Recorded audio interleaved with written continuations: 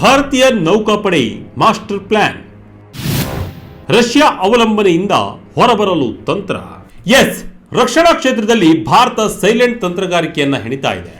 ಭಾರತದ ಹತ್ತಿರ ಅತ್ಯಾಧುನಿಕ ಯುದ್ಧ ವಿಮಾನಗಳಿವೆ, ಬೃಹತ್ ವಿಮಾನ ವಾಹಕ ನೌಕೆಗಳಿವೆ, ಹಡಗುಗಳಿವೆ. ಆದರೆ ಅದಕ್ಕೆ ಬೇಕಾದ ವೆಪನ್ಗಳಿಲ್ಲ. ಅಂದ್ರೆ ನಮ್ಮ ಹತ್ತಿರ ಎಷ್ಟೇ ದೊಡ್ಡ ಬಂದೂಕು ಇದ್ರೂ ಅದಕ್ಕೆ ಬೇಕಾಗಿರುವ ಗುಂಡುಗಳು ನಮ್ಮ ಹತ್ತಿರ ಇಲ್ಲ. ಅಂದ್ರೆ ಆ ಬಂದೂಕು ಕೇವಲ ಒಂದು ಕಬ್ಬಿಣದ ತುಂಡು ಅಷ್ಟೇ. ಹೌದು, ಭಾರತೀಯ ನೌಕಾಪಡೆ ಇವತ್ತು ಒಂದು ಅತ್ಯಂತ ಸಂವೇದನಶೀಲ ಮತ್ತು ದೂರದೃಷ್ಟಿಯ ನಿರ್ಧಾರವನ್ನು ತೆಗೆದುಕೊಂಡಿದೆ.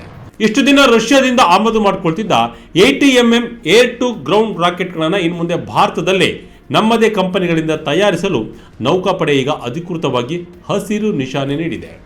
ಈ ಮೂಲಕ ರಷ್ಯಾ ಅವಲಂಬನೆಯಿಂದ ಹೊರಬರಲು ಕೇಂದ್ರ ಸರ್ಕಾರ ಮಾಸ್ಟರ್ ಪ್ಲಾನ್ ಮಾಡಿದೆ. ಹಾಗಾದ್ರೆ ಏನಿದು ATMM ರಾಕೆಟ್? MiG-29K ವಿಮಾನಗಳಿಗೆ ಇವು ಯಾಕೆ ಅಷ್ಟೊಂದು ಅನಿವಾರ್ಯ? ಯುದ್ಧದಿಂದ ಭಾರತ ಕಲಿತಿರುವ ಪಾಠವೇನು? ಸಂಪೂರ್ಣ ಮಾಹಿತಿ ಇಲ್ಲಿದೆ, ಎಲ್ಲೂ ಸ್ಕಿಪ್ ಮಾಡದೆ ವಿಡಿಯೋ ನೋಡಿ.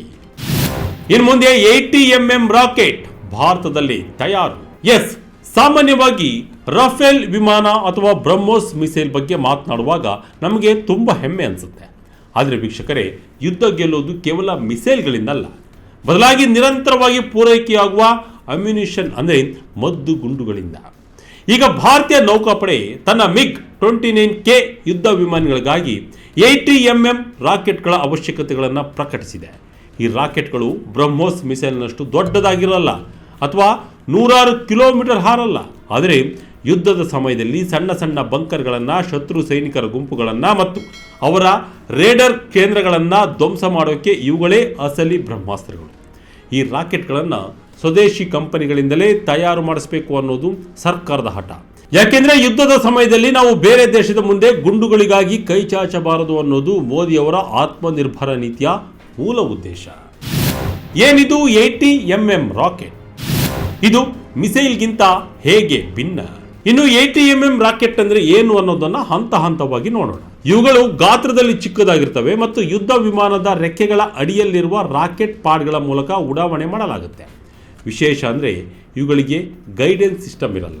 ಅಂದರೆ ಇವುಗಳನ್ನು ಪೈಲಟ್ ತನ್ನ ಕನ್ನಡತೆಯ ಗುರಿಯ ಮೂಲಕ ಫೈರ್ ಮಾಡಬೇಕು. ಬ್ರಹ್ಮೋಸ್ ಮಿಸೈಲ್ಗೆ ಕೋಟ್ಯಾಂತರ ರೂಪಾಯಿ ಖರ್ಚಾಗುತ್ತೆ. ಆದರೆ ಈ ರಾಕೆಟ್ಗಳು ತುಂಬ ಅಗ್ಗ.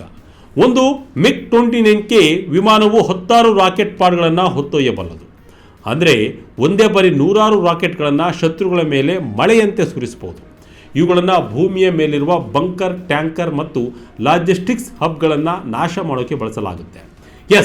ಭಾರತೀಯ ಸೇನೆ ಇವತ್ತು ಇಂತಹ ಸಣ್ಣ ಶಸ್ತ್ರಾಸ್ತ್ರಗಳನ್ನು ಸ್ವದೇಶಿ ಮಾಡಿಕೊಳ್ಳುವ ಮೂಲಕ ಯುದ್ಧದಲ್ಲಿ ಮಹಾ ಗೆಲುವು ಸಾಧಿಸಲು ಸಜ್ಜಾಗಿದೆ.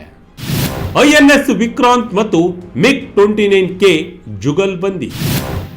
ಸಮುದ್ರದ ಮೇಲೆ ಭಾರತದ ಕವಚಕ್ಕೆ ಹೊಸ ತಾಕತ್ತು. ವೀಕ್ಷಕರೇ, ಈಗ MiG-29K ವಿಮಾನದ ಪ್ರಾಮುಖ್ಯತೆಯನ್ನು ನೋಡಿ. ಇದು ನಮ್ಮ ನೌಕಾಪಡೆಯ ಏಕೈಕ ಕ್ಯಾರಿಯರ್ ಆಧಾರಿತ ಯುದ್ಧ ವಿಮಾನ. ನಮ್ಮ ಹೆಮ್ಮೆಯ INS ವಿಕ್ರಾಂತ್ ಮತ್ತು INS ವಿಕ್ರಮಾದಿತ್ಯ ಹಡಗುಗಳ ಮೇಲೆ ಈ ವಿಮಾನಗಳು ಕಾವಲು ಕಾಯ್ತವೆ. ಸಮುದ್ರದ ಮಧ್ಯೆ ಯುದ್ಧ ನಡೆದಾಗ ನಮಗೆ ಬರೀ ಸಮುದ್ರದ ಮೇಲೆ ದಾಳಿ ಮಾಡಿದರೆ ಸಾಲದು, ಹತ್ತಿರದ ದ್ವೀಪಗಳಲ್ಲಿ ಅಥವಾ ಗಡಿಯಲ್ಲಿರುವ ಶತ್ರುಗಳ ನೆಲೆಯನ್ನು ಧ್ವಂಸ ಮಾಡಬೇಕಾಗುತ್ತೆ. ಅಂತಹ ಸಮಯದಲ್ಲಿ ಈ ATMM ರಾಕೆಟ್ಗಳೇ MiG ವಿಮಾನಗಳ ಪಾಲಿನ ಉಸಿರು. ಇಷ್ಟು ದಿನ ಈ ರಾಕೆಟ್ಗಾಗಿ ನಾವು ರಷ್ಯಾದ ಸಪ್ಲೈ ಚೈನ್ ಮೇಲೆ ಅವಲಂಬಿತವಾಗಿದ್ವಿ. ಆದರೆ ಈಗ ಜಾಗತಿಕ ಮಟ್ಟದಲ್ಲಿ ರಷ್ಯಾ ಮೇಲೆ ನಿರ್ಬಂಧಗಳಿವೆ ಮತ್ತು ಸರಬರಾಜಿನಲ್ಲಿ ವಿಳಂಬವಾಗ್ತಾ ಇದೆ. ಅಂತಹ ಸಂದರ್ಭದಲ್ಲಿ ನಮ್ಮ ಹತ್ತಿರ ವಿಮಾನಗಳಿದ್ದರೂ ಅವುಗಳಲ್ಲಿ ಹಾಕೋಕೆ ರಾಕೆಟ್ ಇಲ್ಲದಿದ್ದರೆ ಏನಾಗಬೇಡ. ಇದೇ ಆತಂಕವನ್ನು ದೂರ ಮಾಡೋಕೆ ಈಗ ನೌಕಾಪಡೆ ಈ ಮಹತ್ವದ ಹೆಜ್ಜೆಯನ್ನು ಇಟ್ಟಿದೆ. ದೇಶೀಯ ರಾಕೆಟ್ಗಳ ಅಗತ್ಯವ್ಯಾಕೆ? ಈ ನಿರ್ಧಾರದ ಹಿಂದೆ ಒಂದು ಮುಖ್ಯವಾದ 2 ಕಾರಣಗಳಿವೆ. ಇನ್ನು ಮೊದಲನೇದಾಗಿ ವಿದೇಶಿ ಪೂರೈಕೆದಾರರ ಮೇಲಿನ ಅವಲಂಬನೆಯನ್ನು ಕಡಿತಗೊಳಿಸುವುದು. ಭಾರತ MiG-29K ವಿಮಾನಗಳು ರಷ್ಯಾ ಮೂಲದವು. ಇವುಗಳ ಬಿಡಿಭಾಗಗಳು ಮತ್ತು ಶಸ್ತ್ರಾಸ್ತ್ರಗಳಿಗಾಗಿ ಭಾರತ ದಶಕಗಳಿಂದ ರಷ್ಯಾವನ್ನೇ ಅವಲಂಬಿಸಿದೆ.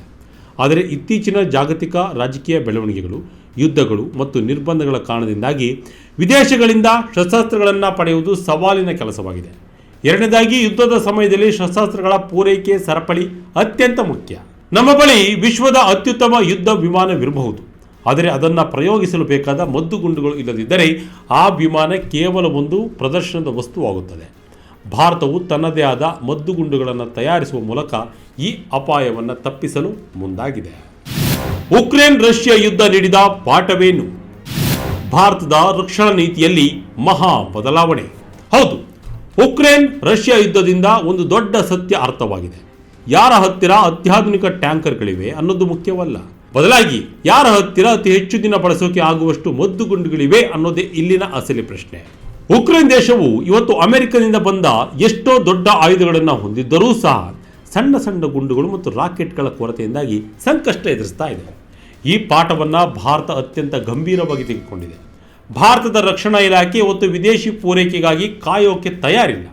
ನಮ್ಮ ಕಂಪನಿಗಳೇ ಈ ರಾಕೆಟ್ಗಳನ್ನು ತಯಾರಿಸಿದರೆ ಯುದ್ಧದ ಸಮಯದಲ್ಲಿ ನಾವು ಲಕ್ಷಾಂತರ ರಾಕೆಟ್ಗಳನ್ನು ದಿನನಿತ್ಯವೂ ಉತ್ಪಾದಿಸಬಹುದು. ಇದು ನಮ್ಮ ಸೈನ್ಯದ ಆತ್ಮವಿಶ್ವಾಸವನ್ನು ದುಪ್ಪಟ್ಟು ಮಾಡಲಿದೆ. ರಷ್ಯನ್ ಪ್ಲಾಟ್ಫಾರ್ಮ್ಗಳಿಗೆ ಇಂಡಿಯನ್ ಟಚ್. ವೀಕ್ಷಕರೇ, ATMM ರಾಕೆಟ್ ಯೋಜನೆ ಕೇವಲ ಆರಂಭ ಮಾತ್ರ. ಭಾರತೀಯ ಸೇನೆಯಲ್ಲಿರುವ 60%ಕ್ಕೂ ಹೆಚ್ಚು ಆಯುಧಗಳು ರಷ್ಯಾ ಮೂಲದವು. ರಷ್ಯಾ ಉಕ್ರೇನ್ ಯುದ್ಧದ ಪರಿಣಾಮದಿಂದಾಗಿ ಅವುಗಳ ಬಿಡಿಭಾಗ ಸಿಗುವುದು ಅತಿ ಕಷ್ಟವಾಗಿದೆ. ಹಾಗಾಗಿ ಸೇನೆಯು ಈಗ ಒಂದು ದೊಡ್ಡ ಕಾರ್ಯಾಚರಣೆಯನ್ನು ಶುರು ಮಾಡಿದೆ. ಅದೇನೆಂದರೆ ಇಂಡಿಯನೈಸೇಷನ್, ಅಂದರೆ ರಷ್ಯಾದ ಯುದ್ಧ ವಿಮಾನಗಳು ಮತ್ತು ಟ್ಯಾಂಕ್ಗಳಿಗೆ ಬೇಕಿರುವ ಬಿಡಿಭಾಗಗಳು, ಎಲೆಕ್ಟ್ರಾನಿಕ್ಸ್ ಮತ್ತು ಶಸ್ತ್ರಾಸ್ತ್ರಗಳನ್ನು ಭಾರತದಲ್ಲೇ ತಯಾರು ಮಾಡುವುದು. ಇದರಿಂದಾಗಿ ಲಾಂಗ್ ಟರ್ಮ್ನಲ್ಲಿ ನಮಗೆ ಸಾವಿರಾರು ಕೋಟಿ ರೂಪಾಯಿ ಉಳಿತವಾಗುತ್ತೆ. ಅಷ್ಟೇ ಅಲ್ಲ, ನಮ್ಮ ದೇಶದ ಸಣ್ಣ ಮತ್ತು ಮಧ್ಯಮ ಕೈಗಾರಿಕೆಗಳಿಗೆ ಅಂದರೆ MSMEಗಳಿಗೆ ಭಾರಿ ಕೆಲಸ ಸಿಗಲಿದೆ.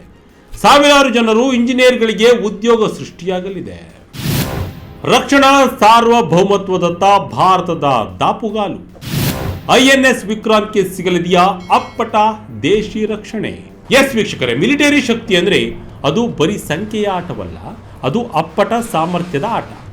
ATMM ರಾಕೆಟ್ಗಳನ್ನು ತಯಾರಿಸುವ ಪ್ರಕ್ರಿಯೆ ಈಗ ಟೆಂಡರ್ ಹಂತದಲ್ಲಿದೆ. ಮುಂದಿನ 1 ವರ್ಷದಲ್ಲಿ ನಮ್ಮದೇ ಆದ ರಾಕೆಟ್ಗಳು MiG-29K ವಿಮಾನಗಳ ರೆಕ್ಕೆಯನ್ನು ಅಲಂಕರಿಸಲಿವೆ. ಇದು ಭಾರತೀಯ ನೌಕಾ ವಿಮಾನಯಾನಕ್ಕೆ ಸಿಕ್ಕಿರುವ ಅತಿದೊಡ್ಡ ಬೂಸ್ಟ್. ನಾವು ಎಲ್ಲಿವರೆಗೆ ವಿದೇಶಿ ಶಕ್ತಿಯನ್ನು ನಂಬಿರ್ತೇವೋ ಅಲ್ಲಿವರೆಗೆ ಕಷ್ಟನೇ. ಆದರೆ ಯಾವಾಗ ನಮ್ಮ ಕೈಯಲ್ಲಿ ತಮ್ಮದೇ ಆಯುಧ ಇರುತ್ತೋ ಅವತ್ತು ನಾವು ಜಗತ್ತಿನಲ್ಲಿ ಅಸಲಿ ಬಾಸ್ ಆಗ್ತೇವೆ. ಅದೇ ನಿಟ್ಟಿನಲ್ಲಿ ಈಗ ಕೇಂದ್ರ ಸರ್ಕಾರ ಹೆಜ್ಜೆಯನ್ನಿಟ್ಟಿದೆ. ಒಟ್ಟಿನಲ್ಲಿ ನೌಕಾಪಡೆಯ ಈ ATMM ರಾಕೆಟ್ ತಯಾರಿಕಾ ನಿರ್ಧಾರವು ಭಾರತದ ಪವರನ್ನು ಜಗತ್ತಿಗೆ ತೋರಿಸ್ತಾ ಇದೆ. ಇದು ಭಾರತದ ರಕ್ಷಣಾ ಸಾರ್ವಭೌಮತ್ವದ ದಾರಿಯಲ್ಲಿಟ್ಟಿರುವ ಅತ್ಯಂತ ದಿಟ್ಟ ಮತ್ತು ಐತಿಹಾಸಿಕ ಹೆಜ್ಜೆ. ಯುದ್ಧದ ಸಮಯದಲ್ಲಿ ಅತ್ಯಾಧುನಿಕ ವೇದಿಕೆಗಳಾದ ವಿಮಾನ ವಾಹಕ ನೌಕೆ ಅಥವಾ ಯುದ್ಧ ವಿಮಾನಗಳನ್ನು ಹೊಂದುವುದು ಎಷ್ಟು ಮುಖ್ಯವೋ ಅವುಗಳನ್ನು ಸನ್ನದ್ಧವಾಗಿಡಲು ಬೇಕಾದ ಪ್ರತಿಯೊಂದು ಮದ್ದುಗುಂಡುಗಳನ್ನು ತಮ್ಮದೇ ಸ್ವಂತ ನೆಲದಲ್ಲಿ ಉತ್ಪಾದಿಸುವುದು ಅಷ್ಟೇ ಅನಿವಾರ್ಯ. ಈ ಸಣ್ಣ ರಾಕೆಟ್ಗಳು ಯುದ್ಧ ಭೂಮಿಯಲ್ಲಿ ಭಾರತದ ಪ್ರಹಾರ ಶಕ್ತಿಯನ್ನು 10 ಪಟ್ಟು ಹೆಚ್ಚಿಸಲಿವೆ. ರಷ್ಯಾದಂತಹ ವಿದೇಶಿ ರಾಷ್ಟ್ರಗಳ ಪೂರೈಕೆ ಸರಪಳಿಯ ಮೇಲಿನ ಅವಲಂಬನೆಯನ್ನು ಕಡಿದುಕೊಳ್ಳುವ ಮೂಲಕ ಭಾರತೀಯ ಸೇನೆಯು ಒಂದು ನಿಜವಾದ ಆತ್ಮನಿರ್ಭರ ಶಕ್ತಿಯಾಗಿ ಜಗತ್ತಿನ ಮುಂದೆ ಹೊರಹೊಮ್ಮುತ್ತಿದೆ. INS ವಿಕ್ರಾಂತ್ನಂತಹ ಮಹಾನ್ ನೌಕೆಗಳ ಮೇಲೆ ಸಂಪೂರ್ಣವಾಗಿ ತಮ್ಮದೇ ದೇಶಿ ಶಸ್ತ್ರಾಸ್ತ್ರಗಳನ್ನು ಸಜ್ಜಾದಾಗ ಅರಬ್ಬಿ ಸಮುದ್ರದಿಂದ ಹಿಂದೂ ಮಹಾಸಾಗರದವರೆಗಿನ ಭಾರತದ ಭದ್ರತಾ ಕವಚಕ್ಕೆ ಯಾವುದೇ ಶಕ್ತಿಯು ಸವಾಲು ಹಾಕಲು ಸಾಧ್ಯವಿಲ್ಲ. ಇದು ಕೇವಲ ಸೇನಾ ಸಿದ್ಧತೆಯಲ್ಲ, ಬದಲಾಗಿ ಬಲಿಷ್ಠ ಮತ್ತು ಸ್ವಾವಲಂಬಿ ನವ ಭಾರತದ ನಿರ್ಮಾಣದ ಸಂಕಲ್ಪವಾಗಿದೆ. ಇದಾಗಿತ್ತು ಈ ಕ್ಷಣದ ಇಂಟ್ರೆಸ್ಟಿಂಗ್ ಸ್ಟೋರಿ. ಇದೇ ರೀತಿಯ ಸ್ಟೋರಿಗಾಗಿ Vijaya Karnataka website, YouTube page, Facebook page follow ಮಾಡ್ತಾ ಇರಿ. ಧನ್ಯವಾದಗಳು.